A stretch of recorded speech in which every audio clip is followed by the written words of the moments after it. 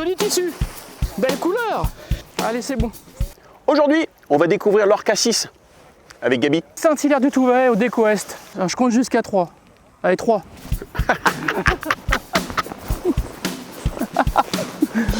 Oh, c'est amusant. Wouhou, ouais, superbe. Ça confirme ce que nous promettait Dudek, c'est-à-dire une excellente prise en charge. Là, honnêtement, sur le gonflage, on est passé sur une petite poche pas alimentée, et puis en fait, dès que la voile est au-dessus de la tête et qu'on avance, hop, la prise en charge est quasi immédiate. Et avec beaucoup de facilité au gonflage, et pas de tendance réelle à dépasser, hein. Il s'arrête assez facilement de façon autonome au-dessus de la tête. Ouais, c'est super amorti, hein. C'est agréable. Pas de tangage, juste ce qu'il faut comme information pour nous dire que ça tire un peu de vent, qu'il y a certainement une petite bulle thermique. Hop, il s'enfonce, voilà.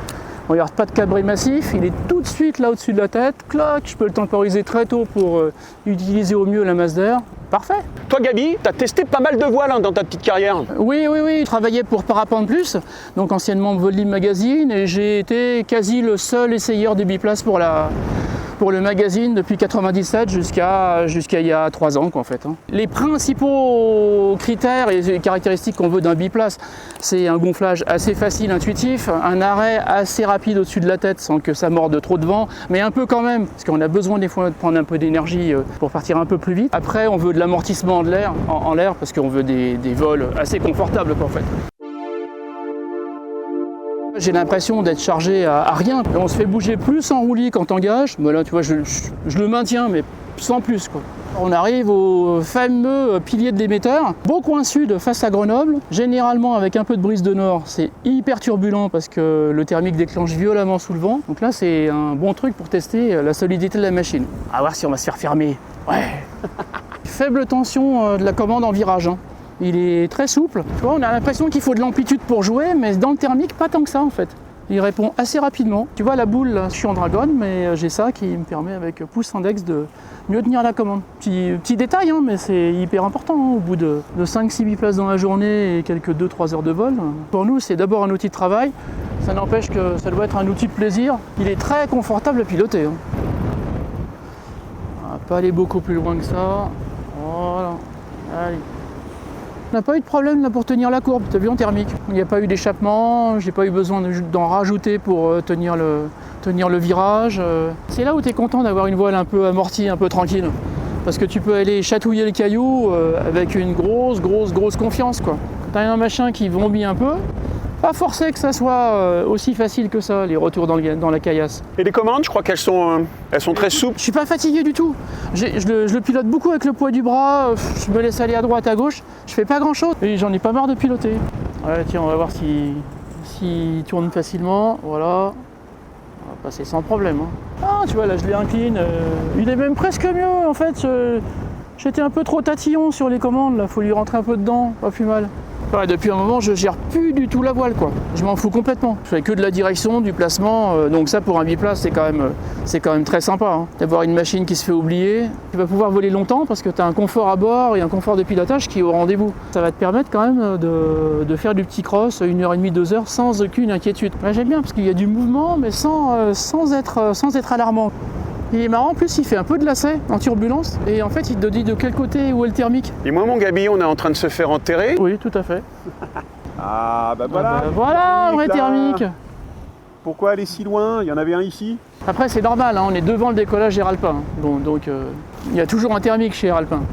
Tu vois, on est tranquille, donc on peut aller voir les couches géologiques de la falaise de Saint-Hilaire en plus, de très près. Après, quand on est à l'étude de la flore dans les arbres, c'est que tu es arrivé trop près quand même. Coucou! Coucou! Je vais poser mes pieds dessus. Tiens.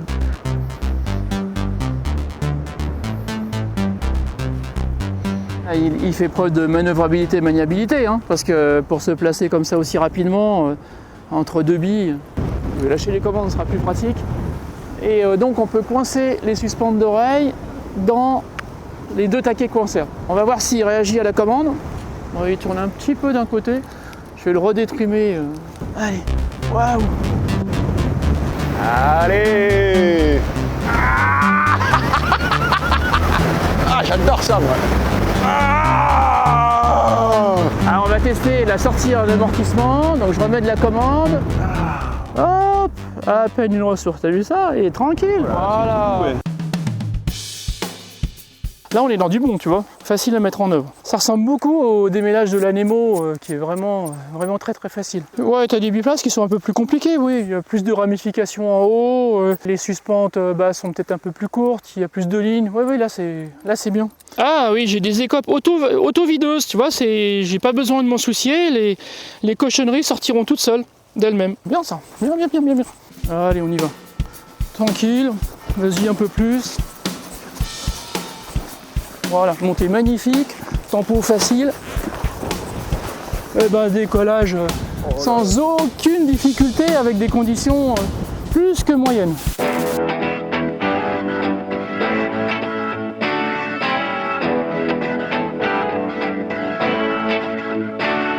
Ah oui, toi tu colles aux cailloux, quoi. Non, pas trop encore là. Tant que ça touche pas, en fait, pour toi, ça colle pas aux cailloux, Voilà, c'est ça? L'indice c'est ça. C'est est-ce que le stabilo va frotter à la paroi? Non mais sinon si tu te mets trop loin, t'es obligé de lâcher la priorité quand t'as le relief à gauche, tu vois.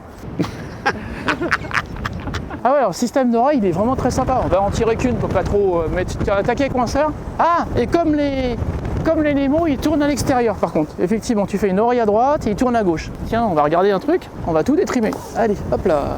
Voilà, le lâcher n'est pas progressif, il faut l'accompagner un peu pour pas faire peur aux passagers, mais ça se fait bien. Si on regarde loin, on a un bon gain de vitesse, 24 cm de trim, ce qui est quand même remarquable. Hein. Vu la douceur de la commande, ça va être assez facile à poser. Je vais le mettre un peu sur l'extérieur à gauche là-bas pour gêner personne. Allez, on approche ralenti.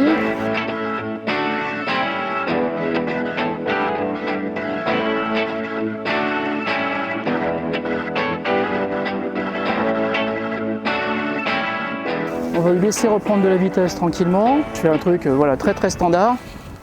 Les mains en bas très facilement et poser vraiment en douceur. Avec 93 kg devant, c'est assez rare quand même. T'es pas obligé de dire combien je pèse? Si, c'est important quand même pour un test. Non, il est très très efficace en termes de ralentissement ressources. Belle machine. Vraiment belle découverte. En fait, en milieu de freinage, il commence à remonter et toute la fin de freinage pour l'arrêter sur place. Alors que des fois, tu as des ressources qui arrivent vraiment à la fin, quoi. Alors que là, la ressource, elle se décline très très rapidement sur l'amplitude. Non, il est super sympa, étonnant. Une bonne machine pour tout, pour travailler ou même pour découvrir le biplace.